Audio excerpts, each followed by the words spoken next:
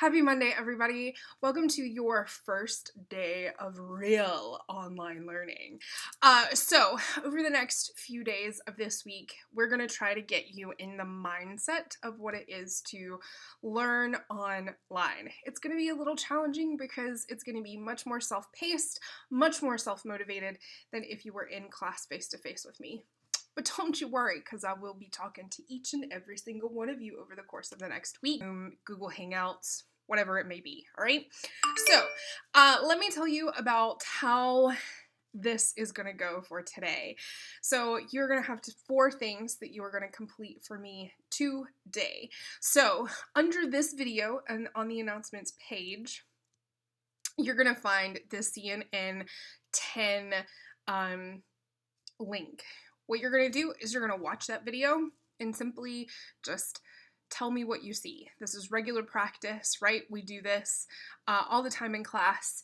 You're going to pick a story, write a summary on it, then you are going to tell me your thoughts and opinions, and then you are going to tell me your prediction. Right here on the announcements page. You don't have to go any further than that. Just reply to this announcement with what you see on CNN 10. Next, you are going to go to the discussion page, right? So it should be right here, right here on the left-hand side of your screen. And you're going to click on discussions. Now, you're going to see the discussion for today, right? It'll have discussion and date next to it. That's the date that you are to complete it, right? So you're going to click on that link. And today's discussion is all about medieval times, specifically medieval torture, art, literature, dance, and architecture. So all of these wonderful things that we didn't actually get to talk about in class. So you are going to start with some information about medieval music. You're going to start by watching video of this fantastic Icelandic band who just happened to be touring in Germany and landed in some rando train station that had the perfect architecture, music sound-wise, for Gregorian chants, aka medieval music. And then basically you're just going to progress through that discussion, and the final thing that you are going to do is you're going to watch a video from Rhett and Link, who are North Carolinians. They are from just outside Raleigh. They went to NC State, and Rhett is a huge medieval torture fan, just like myself. So they played a game on their YouTube channel called Medieval Torture, Real or Fake. So you're going to watch that, and in that video, there are going to be questions so that you actually have to watch the video to be able to answer those questions. Yeah, that's right. I did that. You're welcome. All right, so that's two right there. Check and check off the box. You do that discussion, done, right? Because the 2 things that I had are the art, architecture, music, and then medieval torture. Killed 2 birds, 1 stone with that one discussion. Then next, what you're going to do is something that is much more personal that I'm going to ask you guys to do. So over the course of this semester, we started with, way before ancient times and what is prehistory and how do we know what actually happened, what was all written down. So I know each of you have your notebooks, and I hope that you have some other form or device to be able to do this.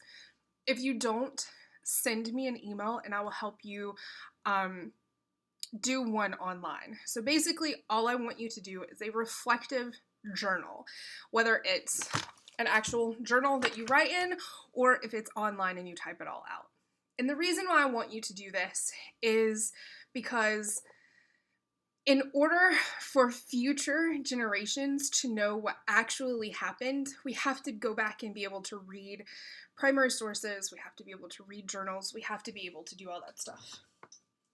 For example, I have my very own journal here that I've been keeping up with for quite a number of years, okay? And that even goes into the back of it as well. And it's just my way of getting out these crazy thoughts in my head and putting them on paper. What I want you to do is put yourself into future generations' shoes. Like, if they're learning about this crazy time and the coronavirus and why everybody stocked up on just toilet paper, like, set the record straight. Like, put your ideas and your thoughts and what you're going through down on paper. Also, a part of this is to be able to have a conversation with your family, with your friends, about what they're experiencing during this time.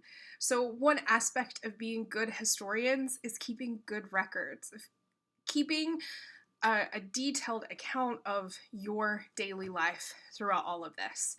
And you'll find that the more that you write down, the more that you don't necessarily write about what's happening in today's time, you're going to end up writing more about, what's going on in your head, all these confusion, all these, all these questions that you may have end up getting put in this journal so that somebody who comes along can read this at one point in the future and be like, wow, this was a crazy, chaotic time that they went through back in the day.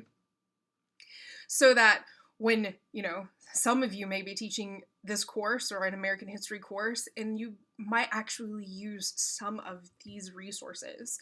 You might be using Miss Horn's journal from, 2020, talking about how she's, concerned about moving teaching online and missing her students terribly and, confused about how this is going to work and when we're going to come back together and be able to have these conversations face to face.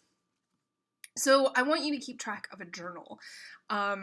Online, I can show you how to set that up, or if it's just some random notebook that you have, like this is, the class journal that I have for you guys for world history. So that's all I want you to do is just simply make it a point once a day to write down in this journal the things that you experienced, that you have concerns with, that you may not want to put out on a public discussion post or on, our announcements post when you're replying with the CNN 10 stuff.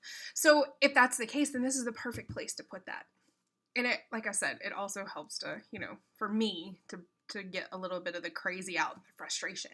Like, you can't really go off and tell people what you really think of them, so you can put it in a journal, right? So that's it. That's your Monday assignment. That's it. Pretty simple, pretty straightforward. If you do have any questions, please let me know. As always, miss you guys. Stay safe, be smart, stay out of trouble. Bye.